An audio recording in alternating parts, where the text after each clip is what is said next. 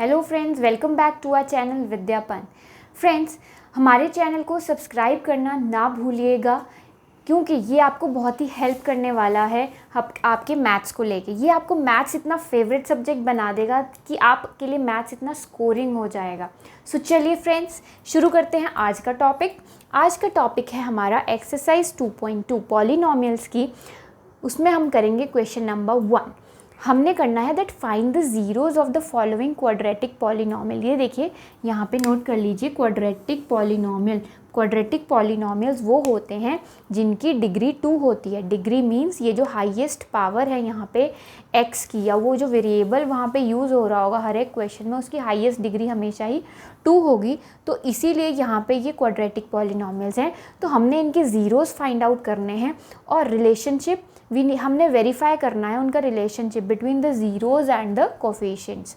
सो ये हम already study कर चुके हैं that what is the relationship between the zeros of a polynomial and the coefficients. ये हमने पुरानी वीडियो में डिस्कस किया है। जिन्होंने वो पुरानी वीडियो नहीं देखी है वो काइंडली पहले डिस्क्रिप्शन में दिए गए लिंक को फॉलो कर लें। सो फ्रेंड्स, चलिए आज हम शुरू करते हैं कि हम कैसे कैलकुलेट करेंगे ये चीज़। तो चलिए, फर्स्ट क्वेश्चन हमारा है x² - 2x - 8। पहले हम क्या करेंगे, इसकी मिडल टर्म स्प्लिटिंग करके हम इसके फैक्टर्स बनाएंगे। सो चलिए हम देखते हैं कि मिडल टर्म स्प्लिटिंग करके हम कैसे फैक्टर्स बनाते हैं। सबसे पहले हम क्या करते हैं, जो कांस्टेंट टर्म होती है और कोफिशिएंट ऑफ x², यहाँ पे कोफिशिएंट ऑफ x² है 1, यहाँ पे 1 है, तो इसको मल्टीप्लाई करके लिख लेते हैं। क्या आता है, ये आता है 1 × 8, ये होता है 8। तो अब ये जो 8 आया है दोस्तों हमारे पास, तो अब इसकी मिडल टर्म स्प्लिटिंग में हमने इस तरीके से लिखना है टर्म को कि उन दो टर्म को मल्टीप्लाई करके आना चाहिए 8 और उनको सम करके आना चाहिए 2 -2। तो अब मैं देखती हूँ कि कौन से टेबल में मेरा दोनों चीज़ें सेटिस्फाई होती हैं। तो 8 4 2 ज़ा, क्योंकि अगर 4 में से 2 माइनस करूँगी तो 2 आ जाएगा। तो चलिए अब लिखते हैं इसको हम -4x + 2x। अब यहाँ मैंने नेगेटिव लगाया, यहाँ पॉजिटिव, वो इसलिए क्योंकि हमें चाहिए था यहाँ पे नेगेटिव साइन। तो नेगेटिव साइन तभी आएगा जब मैं हाईएस्ट टर्म के साथ नेगेटिव लगा दूंगी और दूसरी के साथ पॉजिटिव, क्योंकि प्लस माइनस माइनस होते हैं और हमने इनको सब्ट्रैक्ट करना है, तो इसलिए मैंने ये इस तरीके से लिखा है और -8 एज इट इज़। तो चलिए अब इन दो टर्म्स में से देखते हैं क्या क्या कॉमन आता है। यहाँ पर कॉमन आया मेरे पास x, तो अंदर रह गया x - 4, सिंपल। अब फर्दर मैंने देखा यहाँ पे कॉमन है 2 और अंदर रह गया x - 4, वेरी सिंपल। अब देखते हैं कि यहाँ पे ये जो x - 4 है ये कॉमन है, तो मैंने इसको बाहर निकाल के लिख लिया x - 4 को। अब अंदर क्या रह गया, x + 2। x - 4 तो कॉमन ले लिया मैंने बाहर, तो अंदर रह गया x + 2। तो फ्रेंड्स, ये इसके फैक्टर्स निकल के आ गए हैं, ये इसके फैक्टर्स निकल के आए हैं। तो कहने का मतलब है अगर ये इसके फैक्टर्स हैं तो हम यहाँ पे क्या करेंगे, अब हमारे पास x - 4 की वैल्यू जब हम 0 पुट करेंगे तो ये इस वैल्यू में जब इस पॉलिनोमियल में मैं पुट करूँगी तो वो इसको 0 बनाएगा। तो चलिए पहले मैंने क्या किया, x - 4 = 0 और x + 2 को 0 पुट कर दिया, क्योंकि जब इनमें से कोई एक वैल्यू 0 कर देंगे तो पॉलिनोमियल पूरा का पूरा 0 हो जाएगा। तो यहाँ से मेरे पास x की वैल्यू आई 4 और यहाँ से मेरे पास x की वैल्यू आई 2, -2, नेगेटिव, उस तरफ जाके नेगेटिव हो जाएगा। तो दो वैल्यूज़ आई मेरे पास। इट मीन्स ये जो दो वैल्यूज़ आई हैं, these are the zeros of this polynomial. Why? क्योंकि अगर मैं x = 4 की वैल्यू यहाँ डालूंगी तो ये पॉलिनोमियल को 0 बना देगा, और x की वैल्यू -2 अगर मैं यहाँ डालूंगी तो भी ये क्या करेगा, इसको 0 बना देगा। सो यहाँ पे मैं लिख सकती हूँ therefore zeros of polynomial are 4 and -2। तो ये इसके 0 आए हैं। अब हमने क्या स्टडी करा है, that the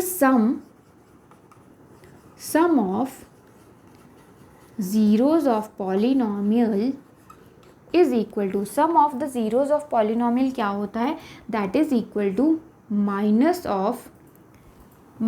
of b upon a minus of coefficient of x upon coefficient of x square, ये है। तो सम ऑफ द ज़ीरोज़, ये ज़ीरोज़ आए इसके, इनका सम मैंने किया यहाँ पे, तो मेरे पास क्या आया, ये किया मैंने इनका सम, तो मेरे पास क्या आया, पहले हम इनको सॉल्व कर लेते हैं। सम करके आ रहा है मेरे पास 4 - 2, यहाँ पे 2 आ रहा है। अब देखते हैं क्या ये इसके बराबर है, इज इक्वल टू, माइनस का साइन आया, कोफिशिएंट ऑफ एक्स देखिए क्या है, कोफिशिएंट ऑफ एक्स है -2, तो मैंने ब्रैकेट में लिख दिया -2, और कोफिशिएंट ऑफ एक्स स्क्वायर अगर मैं यहाँ देखूँ तो वो है 1। तो एक तरह से ये देखिए ये इसके बराबर ही है, माइनस माइनस प्लस, तो ये वेरीफाई हो गया। Now product of zeros of a polynomial is equal to, product का क्या होता है, that is equal to C/A।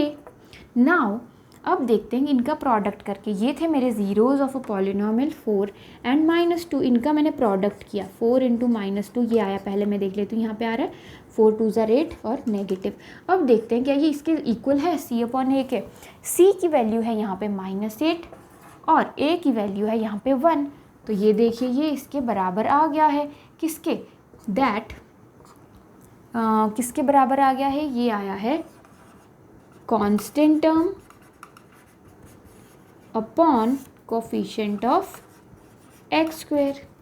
सो ये वेरीफाई हो गया है कि ये जो इसके ज़ीरोज़ आ रहे हैं, दैट उनमें जो रिलेशन होता है उनके कोफिशिएंट्स में वो सेम आ रहा है। ठीक है, तो ये क्वेश्चन हमारा इस तरीके से सॉल्व होगा फर्स्ट पार्ट। तो चलिए ऐसे ही हम इसका सेकंड पार्ट सॉल्व करते हैं।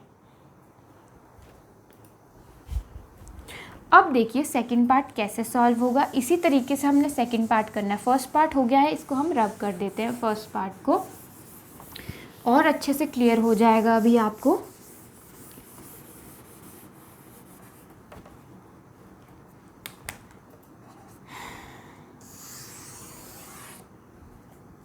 चलिए अब हम करते हैं इसका सेकंड पार्ट। सेकंड पार्ट में क्या है, 4s, यहाँ लिख देती हूँ मैं, 4s square minus 4s plus 1। अब देखिए यहाँ पे x की जगह s है, s एक वेरिएबल है, तो अब इसकी यूजिंग मिडल टर्म स्प्लिटिंग हम देखते हैं कि कैसे हम इसके फैक्टर्स निकालेंगे। वही चीज़ कि s स्क्वायर का जो यहाँ वेरिएबल है उसका कोफिशिएंट क्या है, 4, 4 × 1 होता है 4। अब देखते हैं हम कैसे इसको लिखेंगे कि अंदर वाली जो टर्म है वो भी सेटिस्फाई हो जाए, फर्स्ट टर्म को एज इट इज़। अब देखते हैं यहाँ पे हम किस तरीके से लिख सकते हैं कि हमारा ऐड करने पे 4 आए और मल्टीप्लाई करने पे 4 आए। तो कौन सा ऐसा टेबल 4 का देखेंगे, 2 × 2 अगर मैं करूँ तो 4 होता है, और इनको ऐड भी करूँ तो 4 आता है। तो मैं कैसे लिखूँगी, -2s - 2s, माइनस माइनस इसलिए लगाया है दोनों तरफ क्योंकि माइनस माइनस जो होंगे वो ऐड होंगे तभी वो 4s बनेगा। ठीक है, और नेगेटिव साइन आ जाएगा, और +1 एज इट इज़। सो अब हम पहली दो टर्म्स ले लेते हैं और अगली दो टर्म्स को क्लब करेंगे, तो कॉमन ले लेंगे। इसमें कॉमन है हमारे पास 2s, तो जब 2s कॉमन है तो अंदर क्या बचा फ्रेंड्स, अंदर बचा 2s - 1। अगली में माइनस बाहर ले लिया, कुछ कॉमन नहीं था तो 2s - 1, क्योंकि माइनस साइन बाहर कॉमन ले लिया हमने तो अंदर के साइन चेंज हो जाएंगे। सो अब देखिए इसमें 2s - 1 है कॉमन, तो इसको मैं बाहर ले लेती हूँ, 2s - 1 कॉमन, तो अंदर क्या बचा मेरे पास, अंदर भी बचा 2s - 1, सेम वही चीज़ बची है। तो यहाँ से मेरे पास जो फैक्टर्स निकल के आए हैं वो ये हैं, ये 2 हैं। फर्दर हम क्या सिंप्लीफाई करेंगे, कुछ नहीं कर सकते। अब देखिए ये जो 2 फैक्टर्स निकल के आए हैं, अब मैं क्या करूँगी, या तो इसको 0 कर दूँ या इसको 0 कर दूँ, तो मेरे पास यहाँ से वैल्यूज़ निकल के आ जाएंगी। तो ये सेम वैल्यूज़ निकल के आएंगी दोनों तरफ। तो s की वैल्यू देखिए क्या आ जाती है, 1/2। तो यहाँ से मेरे पास s की वैल्यू आई है 1/2। तो यहाँ पे मेरे पास जो दोनों निकल के आए हैं वो वैल्यूज़ आई हैं 1/2, यहाँ से भी 1/2 और यहाँ से भी 1/2 वैल्यू आ रही है। तो चलिए अब ये जो 2 वैल्यूज़ आई हैं, अब देखते हैं कि ये क्या है, ये हैं zeros. Therefore zeros of polynomial यार 1/2, 1/2 दोनों सेम आ रहे हैं, तो मैंने उनके ज़ीरोज़ ये लिख दिए। नाउ अब हमारा रिलेशनशिप देखते हैं, that sum of zeros of polynomial क्या होता है दोस्तों? Sum of zeros of a polynomial हमने स्टडी करा था, वो होता है -b/a। अब देखते हैं वो क्या इक्वल हो रहा है। पहले हम कर देते हैं सम इनका, ये ज़ीरोज़ है हमारे पास, इनका सम कर दीजिए 1/2 प्लस 1/2। वो कितना हो रहा है हमारा? यहाँ पे ये आ जाएगा मेरे पास 1। ये 1 निकल के आ गया है। अब देखते हैं क्या ये इसके बराबर आ रहा है, -b/a के बराबर आ रहा है। अब देखिए यहाँ पे b की वैल्यू क्या है, पहले हम नेगेटिव साइन बाहर ले लेते हैं। अब b की वैल्यू है यहाँ पे -4 और a की वैल्यू है 4। तो देखिए वो इक्वल टू 1 ही होगा, जब माइनस माइनस प्लस का साइन आ जाएगा और 4 और 4 जब कटेंगे तो 1 ही आएगा। सो ये बढ़िया हो गया, यहाँ पे ये वेरीफाई हो गया दैट ये माइनस, ये इक्वल टू हो गया किसके? Minus of coefficient of x upon coefficient of x square. Okay, ये वेरीफाई हो गई सम वाली कंडीशन। अब देखते हैं प्रोडक्ट वाली, product of zeros of polynomial. Now product of the zeros of polynomial क्या होता है दोस्तों? c/a। अब देखते हैं कि पहले इनका प्रोडक्ट करके देख लेते हैं। जो हमारे ज़ीरोज़ हैं वो 1/2 इंटू 1/2 वो आ गया 1/4। अब देखते हैं क्या ये इसके बराबर है c/a के। यहाँ पे c की वैल्यू है 1 और a की वैल्यू है 4, तो वो देखिए इक्वल आ रहा है दोनों तरफ। So it means this is equal to coefficient of, sorry यहाँ पे आएगा constant term upon coefficient of x square. Very simple, यही वेरीफाई करना था, साथ के साथ हम वेरीफाई करके भी देख रहे हैं।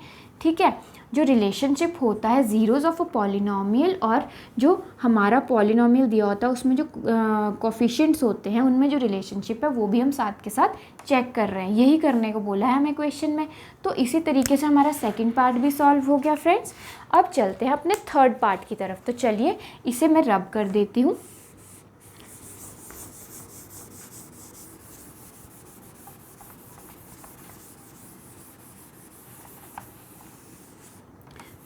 सेकंड पार्ट हो गया हमारा। तो चलिए अब हम चलते हैं अपने थर्ड पार्ट की तरफ। थर्ड पार्ट में क्या है हमारे पास, यहाँ लिख लेते हैं third part, that is 6x² - 3 - 7x।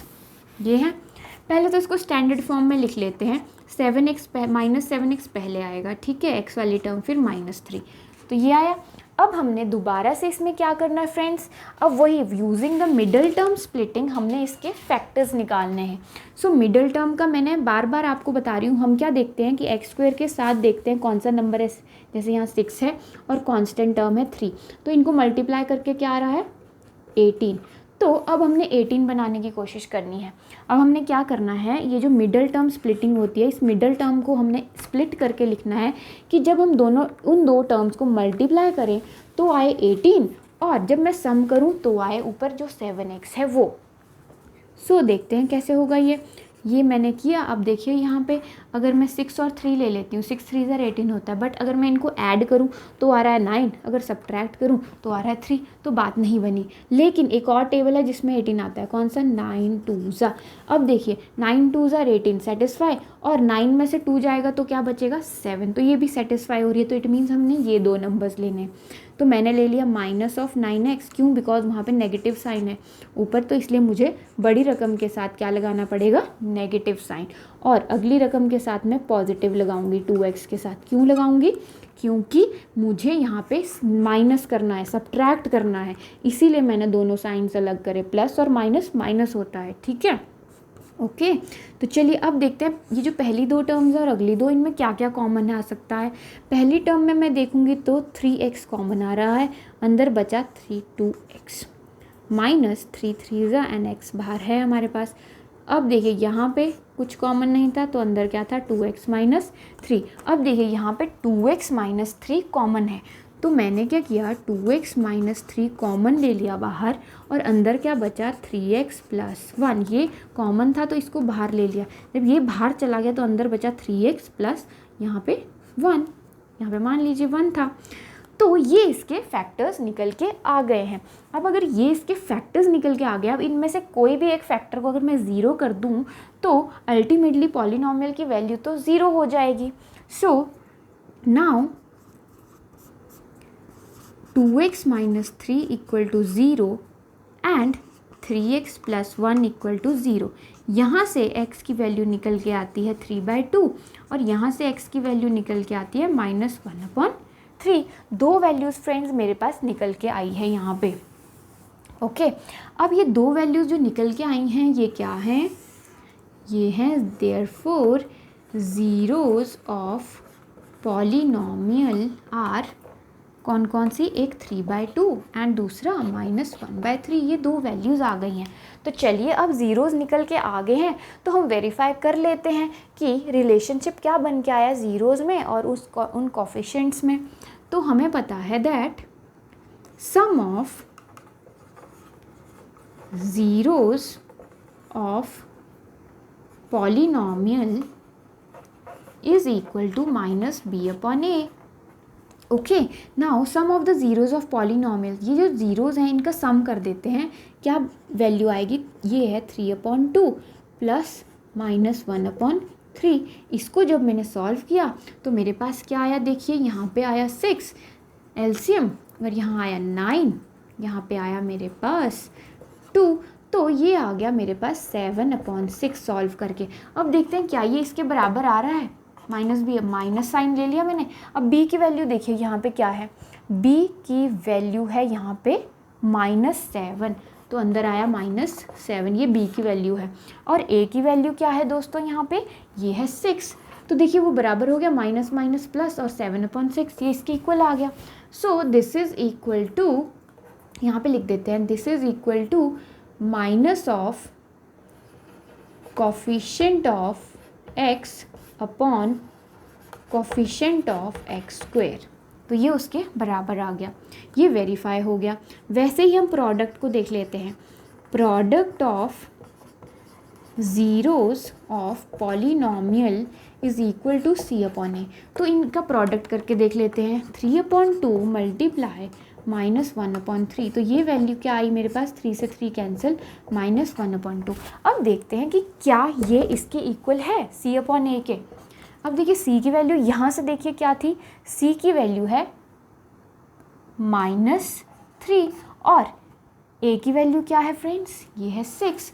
तो इसको जब मैंने कैंसिल किया तो वो आ रही है -1/2। तो देखिए फ्रेंड्स वो बराबर आ रही है, मीन्स ये किसके इक्वल आ रही है? दिस इज़ इक्वल टू यहाँ पे आएगा constant term upon coefficient of x square. So friends ऐसे ही हमारे बाकी के क्वेश्चंस भी होंगे। तो चलिए मैं आपको यहाँ पे बाकी के पार्ट्स भी सॉल्व करवा के देती हूँ ताकि आपके कंसेप्ट्स इसमें अच्छे से क्लियर हो जाए। अगला क्वेश्चन हम ले लेते हैं ये वाला, ये बहुत ही इजी है। इसमें है 4u² प्लस 8u। इसमें देखिए हमारे पास वेरिएबल है u। अब इसमें भी हम क्या करेंगे देख लेते हैं। कॉमन क्या आ रहा है? कॉमन आ रहा है। इसमें मिडिल टर्म स्प्लिटिंग हो ही नहीं सकती, थर्ड टर्म नहीं है हमारी, तो इसलिए हमने देख लिया कि 4u कॉमन था यहाँ पे, अंदर बचा u plus 2।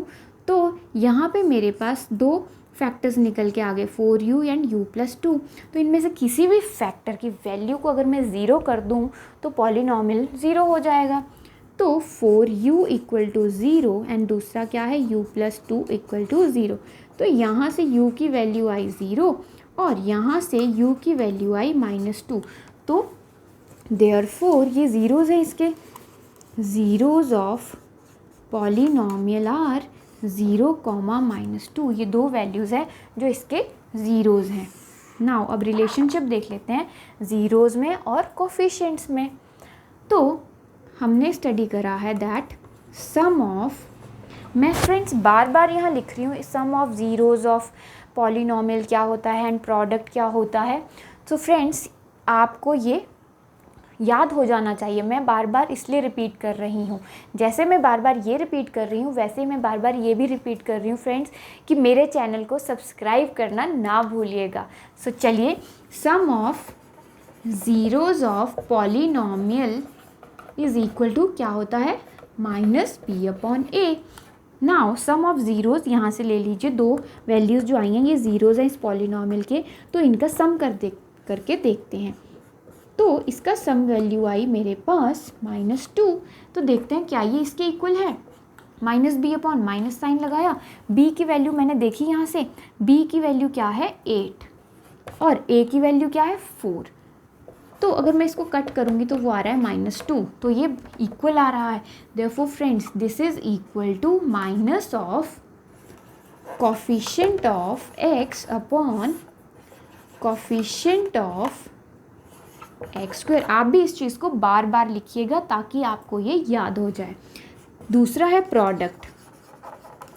Product of zeros of polynomial is equal to c upon a. अब इनका प्रोडक्ट करके देखते हैं, ये जो दो ज़ीरोज़ हैं ये वैल्यूज़ आई हैं, प्रोडक्ट इसका क्या होगा फ्रेंड्स, ज़ीरो में कुछ भी मल्टीप्लाई करेंगे तो ज़ीरो ही आएगा। अब ये सी अपॉन ए के बराबर है। अब देखिए यहाँ पे सी वैल्यू है ही नहीं, कांस्टेंट टर्म है ही नहीं, तो ऑब्वियसली वो ज़ीरो ही होगा, और ए की वैल्यू 4 है। अब ये तो ज़ीरो ही हुआ, 0 upon 4 is equal to 0, so therefore ये बराबर है। So this is equal to constant term, यहाँ पे हमारी कांस्टेंट टर्म 0 ही है, constant term upon coefficient of x square. अब यहाँ पे देखिए कांस्टेंट टर्म नहीं है तो +0 लिख दिया, वो बात एक ही है, नहीं भी लिखेंगे तो ऐसे हमने वेरीफाई करना है, और रिलेशनशिप इनका वेरीफाई हो जाता है ज़ीरोज़ में और कोफिशिएंट्स में। सो चलिए अगला पार्ट सॉल्व करते हैं ऐसे ही हम।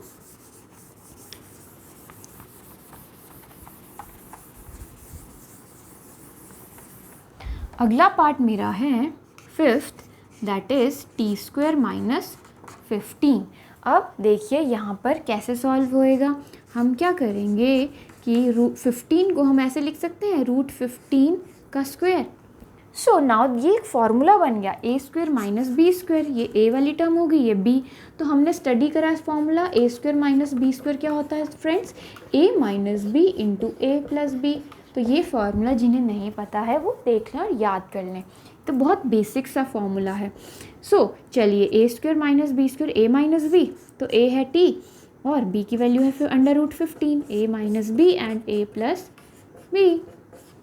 सो यहाँ से फ्रेंड्स ये जो दो फैक्टर्स निकल के आए हैं, अब इन फैक्टर्स में से किसी भी एक फैक्टर को अगर मैं ज़ीरो कर दूँगी, किसी को भी कर दूँ, इसको कर दूँ या पूरे के पूरे इसको, तो जो पॉलीनॉमियल है उसकी वैल्यू ज़ीरो हो जाती है। इट मीन्स यहाँ से ज़ीरो ऑफ अ पॉलीनॉमियल निकल के आएगा।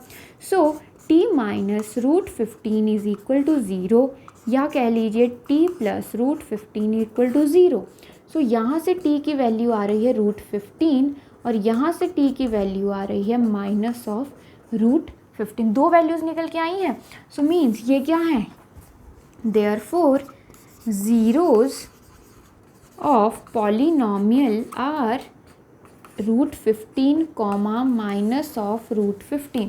दो वैल्यूज़ निकल के आ गई हैं, तो ये क्या है इसके, ये है इसके ज़ीरो ऑफ पॉलीनॉमियल। तो ये दो वैल्यूज़ आ गई हैं, तो चलिए अब हम क्या करेंगे, फर्दर वेरीफाई करेंगे। क्या वेरीफाई करेंगे, that sum of zeros of polynomial is equal to -b upon a, -b upon a। Okay, sum of zeros, ये हैं इसके ज़ीरोज़ ऑफ पॉलीनॉमियल दो वैल्यूज़, तो इनका सम करके देख लेते हैं। इनका सम जब मैंने किया तो वो आया 0, क्योंकि ये कट हो जाएगा। तो देखते हैं क्या ये इसके इक्वल है, -b अपॉन a के इक्वल है। अब देखिए यहाँ पे हमारे पास b की वैल्यू है ही नहीं।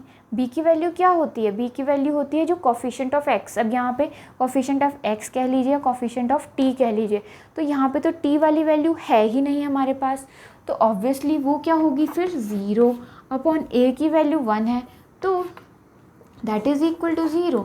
तो ये इक्वल हो गया, ये वेरीफाई हो गया that sum of zeros of polynomial is equal to minus of coefficient of x upon coefficient of x square. वैसे ही फ्रेंड्स प्रोडक्ट का होगा, product of zeros of polynomial is equal to c upon a. So इनका product जब मैंने किया √15 multiply by -√15, तो ये आया मेरे पास -15। सिंपल। तो क्या ये इसके इक्वल होगा? सी अपॉन ए के इक्वल होगा? चेक कर लीजिए। अब देखिए यहाँ पे हमारे पास सी की वैल्यू क्या है? सी की वैल्यू है हमारे पास ये कांस्टेंट टर्म, दैट इज़ √15, और a की वैल्यू है 1। तो देखिए यहाँ पे मेरे पास c की वैल्यू जो है वो है 15, सॉरी यहाँ पे रूट नहीं लगेगा। अब देखिए -15, c की वैल्यू है -15, तो यहाँ पे देखिए ये इक्वल हो गया, -15 इज इक्वल टू -15, सी की वैल्यू है -15 और ए की वैल्यू है 1, तो ये किसके इक्वल हो गया? ये हो गया constant term upon coefficient of x square.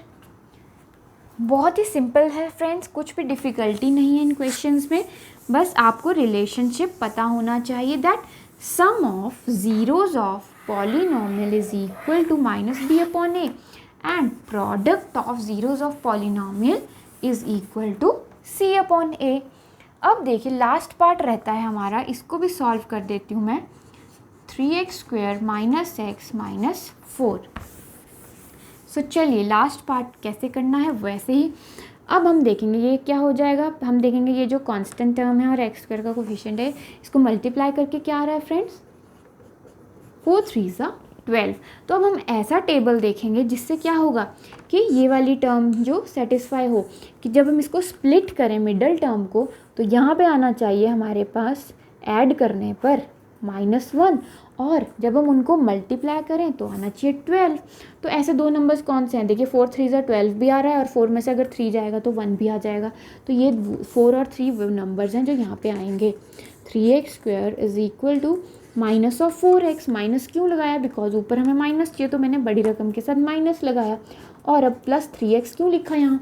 +3x इसलिए लिखा, प्लस क्यों लगाया? इसलिए लगाया क्योंकि प्लस माइनस हमें माइनस कराना था इन टर्म को, इसलिए।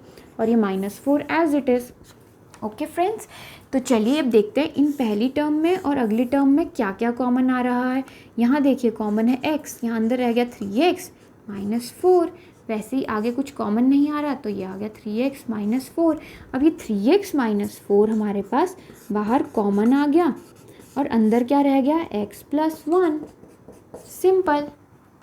यहाँ पे 1 लगा दिया मैंने, तो ये कॉमन था, ये बाहर ले लिया 3x -4, अंदर रह गया x + 1। तो ये इसके फैक्टर्स निकल के आ गए हैं। अब ये अगर इसके फैक्टर्स आ गए हैं तो फ्रेंड्स इन फैक्टर्स में से मैं किसी भी फैक्टर को ज़ीरो कर दूंगी तो पॉलिनॉमियल ज़ीरो हो जाएगा। इट मीन्स यहाँ से वो वैल्यू आ जाएगी हमारे पास zero of a polynomial. So therefore 3x -4 को ज़ीरो कर देते हैं एंड x + 1 = 0। तो यहाँ से x की वैल्यू आ जाएगी 4/3 और यहाँ से x की वैल्यू आ जाएगी -1। तो ये क्या है दोस्तों? Therefore zeros of polynomial are 4/3, -1। तो चलिए अब ऐसे ही हम वेरीफाई भी कर लेते हैं। वेरीफाई क्या करना है? That sum of zeros of polynomial क्या होता है फ्रेंड्स? हमने बार बार स्टडी कर लिया, अब तो आपको पता लग गया होगा। ये होता है -b/a। अब देखते हैं, सम करिए इनका। जो ज़ीरोज़ आए हैं, ज़ीरोज़ ऑफ पॉलिनॉमियल है 4/3 एंड -1, तो इसका मैंने सम कर लिया यहाँ पर, तो ये आया मेरे पास -1/1। ओके, तो अब इसको जब मैंने सॉल्व किया तो मेरे पास क्या आया? 3 हमारा एलसीएम, ऊपर आ गया 4 और यहाँ पे प्लस माइनस माइनस और यहाँ पे 3। तो ये वैल्यू क्या आई मेरे पास? ये आई 1/3। अब देखते हैं 1/3 क्या इसके बराबर आया? -b/a, माइनस साइन लगा दिया मैंने एज इट इज़। अब b की वैल्यू क्या है यहाँ पे फ्रेंड्स? b की वैल्यू है -1 और a की वैल्यू क्या है? 3। तो देखिए वो आ रहा है माइनस माइनस प्लस ही हो जाएगा और 1/3, तो वो वेरीफाई हो गया। तो it means this is equal to minus of coefficient of x upon coefficient of x square. तो ये इसके इक्वल आ गया है। नेक्स्ट क्या चेक करना है हमने, that product of zeros of polynomial is equal to c upon a. Now product of zeros of polynomial करके देख लीजिए, इन दोनों का प्रोडक्ट, ये जो ज़ीरोज़ हैं यहाँ पे, इनका प्रोडक्ट मैंने किया तो क्या आया, -4/3। अब हम चेक करते हैं क्या ये c अपॉन ए के इक्वल है। c अपॉन ए, c की वैल्यू है -4 और a की वैल्यू है 3, तो ये तो इक्वल है। So therefore this is equal to constant term upon coefficient of x square. ये कांस्टेंट टर्म और ये coefficient of x square. Very simple friends, मैंने आपके लिए यहाँ पे सारे पार्ट्स इसके सॉल्व करे हैं। मैं चाहूँगी कि इन पार्ट्स को आप खुद सॉल्व करें, और अगर किसी से नहीं सॉल्व होता है तो वो दोबारा इस वीडियो को फिर से देख ले। चलिए फ्रेंड्स, आज के लिए इतना ही। Thank you.